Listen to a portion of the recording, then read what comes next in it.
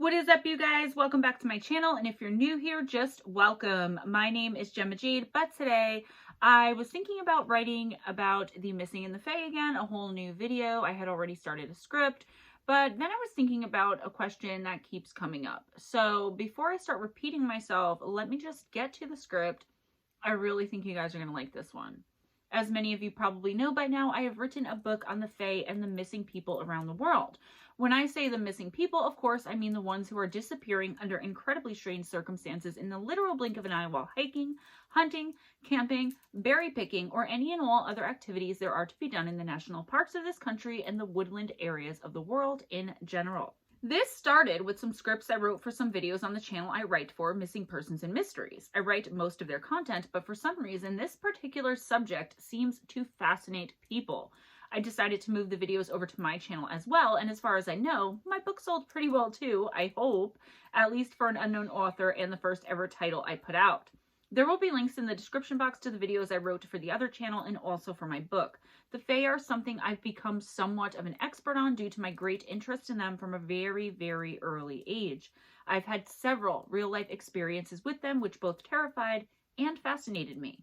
I know you all have been waiting for a new Missing in the Fae video, and this is kind of one. Missing in the Fae 4, all new, brand new, is coming, but I had to do this one first, guys. I always start these videos by reminding everyone that the Fae or fairies are definitely not and nowhere even near being the beautiful little Disneyfied entities we all grew up with. Shrek would definitely kidnap and eat you, Tinkerbell would buzz around your head while you're thousands of feet up a mountain and make you so irritated you cut your rope, and so on. I mean, use your imagination. I talk about so many different aspects of the Fae and of the missing, not just in the other videos, but also in my book, and I've yet to even scratch the surface. Today I want to present you all with some more information that I'm pretty sure I haven't put in any of my other Missing in the Fae videos yet, either on here or on the Missing Persons and Mysteries channel.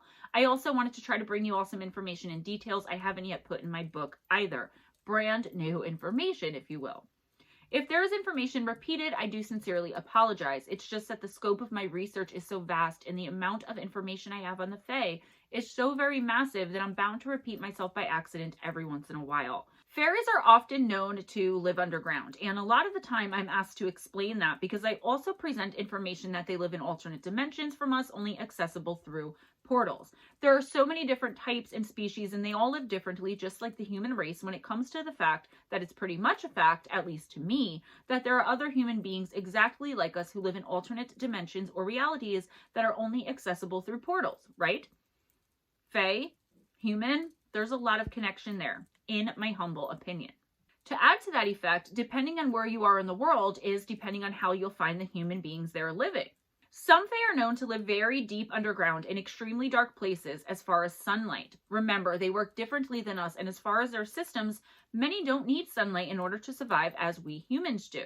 In fact, I would go so far as to say to you that even if they did need sunlight, let's remember what we've already learned from this series and understand that the Fae don't only practice magic, but the Fae are magic. It's in the very essence of their beings, so they can make sunlight or just give themselves the same nutrients or whatever the sun gives them that they need through just using their magic. This is most likely how they're able to survive in these caves and caverns. They have whole worlds down there in the deepest, darkest depths of the earth. Towns and cities, countries, and maybe even states. That's just me kind of trying to put it all into as human term as possible. The Fae are ancient no matter what their race, and they rely heavily on their ancient magic to make a world that stays devoid of sickness, disease, and even in most cases, death. I've also recently come across some information that confirms what I've always believed, and that's that they have a sort of fascination with human reproduction. This can go off on many different tangents of information, but let's start with the changelings. The Fae literally used to steal our human newborn babies right from their cribs, and the closer to birth they were, the better for the Fae, and the more likely it was that the infant would be kidnapped by them. As far as the changelings go, I used to think that the Fae replaced a human newborn with a sick and possibly dying newborn of their own. But recently I've come across some information and I've given more thought to this, and I think I've discovered that they actually would replace our human sometimes with a very old and possibly dying fairy. Death is not very commonly known to them, and they do live way centuries and centuries longer than us, but death does come. Most of them are not immortal despite popular opinion and belief. I know their magic keeps them almost immortal, but not fully. The Fae can die, and I know there hasn't been much evidence of corpses ever. In fact, I've only found one semi-credible report of anyone coming across anything that could even be considered to be a Fae skeleton, and you can find more on that in my book. I don't want to be repetitive, like I said. The kidnappers would also sometimes leave wood-carved effigies in the shape of a baby. I know you're probably wondering how the Fae could think this would trick anyone, and in fact only lent to the suspicion by the people back then and back in the day that it was in fact fairies who were responsible for the abduction, because that would make sense. You go to sleep and there's a newborn, and you wake up and there's a stone effigy, or a wooden one. Apparently, though, the effigy was charmed somehow by the Fae magic and would somehow have the parents thinking they were in fact caring for their infant, and everyone who they came across would think the same somehow, and nobody would ever notice they were caring for a block of wood or chunk of stone. As wood does, though, these blocks would start to crumble and degrade, and then the magic would be released, and the horrified parents would be left to explain to an oftentimes close-knit, nosy, and very suspicious community what happened to their newborn baby, or their baby. The children were almost never returned either, and this led to a lot of women being killed as witches or imprisoned because there was no rational or reasonable explanation as to where their infant or child, who seemed, because of the charm, to be there one minute and gone the next. So even if this effigy lasted for months or even years, eventually it did degrade, decay, erode, and crumble. And that's when the charm would be released, and the parents would be like, what is this?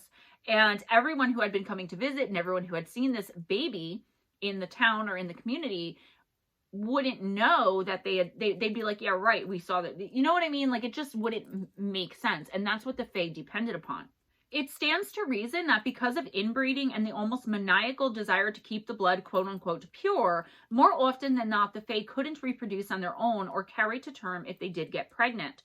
Worse still, in some opinions, was that when they would carry to term, the infant would be deformed in some way and or on the verge of death. This is where the leaving of the changeling infant comes in. So they all decided to take a page from the elves' book and strengthen their bloodlines with new and fresh blood. Our blood, human blood. See, the elves already do a lot of kidnapping and or seducing, mainly of men, to ensure they only have problems like what I just mentioned every 100 years or so, but again, there's more on this in my book. I'm trying to present new evidence here, and I'm leading up to a point, so just try and stay with me, because if you've been with me for a while, you know I tend to ramble, especially on subjects I am very passionate about, and the Fae I am most passionate about. The baby, which was then transported to wherever its newfound Fae family lived, would grow up thinking they were Fae, and no matter what the parents' standing in the community was or how wealthy they were or weren't, would end up marrying into Fae nobility. A human child was worth more than all the money and even magic in the land, and was always married to a prince or king or noble of some kind. The child, who would have most likely had the hard life of a peasant, was, some could say, and the fairies would justify, done a great service by being kidnapped, as they were automatically royalty or wed into it, and therefore had a much easier and happier life. At least that's how the Fae would see it. If you look at Celtic Fae lore that dates back centuries, many centuries, even back to like the most ancient of times, you'll find the tales of men who would be out in the woods hunting and gathering or roaming about for one reason or another, as men did back in the old days, right? And suddenly a beautiful woman would come out of nowhere in the darkened woods and seduce him. He would have never known how powerless he was to stop this from happening, and even the most honorable and committed and honest man would not even be able to think the word no once this female had chosen him. You see, many times this was a female fairy of nobility, and more often than not, a fairy queen looking to blend stronger blood into her family stock, and her Fae husband was usually none the wiser. The more desperate ones would agree to send the fairy woman in, but not like they would have had a lot of choice. I mean, the Fae have always lived in a matriarchal society, which is why there are hardly ever any wars and not much death, but let's not get off track. Matriarchal society, again, not much war, not much death. The Seduction in the Woods. In 1886, F.S. Wilde, who is a noted historian on Celtic mythology and Fae culture, wrote, "The queen of the fairies is more beautiful than any woman on earth. Yet Finvarra, the king of the fairies, loves the mortal woman best, and wiles them down to his fairy palace by the subtle charm of the fairy music, for no one who has yet heard it can resist its power, and they are fated to belong to the fairies ever after." Their friends mourn for them as dead and with much lamentation, but in reality they are leading a joyous life down in the heart of the hill in the fairy palace with silver columns and the crystal walls. End of quote. Let's go now to missing time, because I've been asked a lot lately about the connection between the Fae and extraterrestrials, which is what this video was supposed to kind of be about, but it's all good. It's the missing in the Fae, right? I've been asked a lot lately about the connection between the Fae and extraterrestrials and whether or not I believe they're either related or one and the same. I have been given my answer to this in so many interviews in my book, so I'm going to present the information as non-biasedly as I possibly can and maybe give you my opinion at the end. I want to see what you guys come up with and what you guys think after this information is given to you. Whenever I'm speaking to someone who believes they have simply encountered a fairy, let alone someone who has been abducted, and even in my own experiences, there is always the subject of missing time. The fact that what seemed like mere minutes to the person turned out to be much, much longer. The time difference ranges from hours to days to years. Think, if you will, of the missing in the woods, the kids who turn up days, weeks, or months later or longer, who have no clue they've been gone even a whole night. Mysterious Universe cites these as classic examples, and I tend to agree. Quote, a classic example of this is the 13th century story of one Thomas and Rymer, a bard of Berwickshire, Scotland. While strolling alone one night on the banks of the Leader Water, Thomas is confronted by the most beautiful woman he has ever encountered in his life, sitting atop a huge white horse. Her hair is golden and her green cloak is adorned with priceless, sparkling jewels. She introduces herself as none other than the Queen of the Fairies. Thomas, practically hypnotized by her beauty, asks her for a kiss. The Queen agrees, but demands that, in return, Thomas must travel with her to the fairy kingdom, where he will serve her, meaning have sex with her.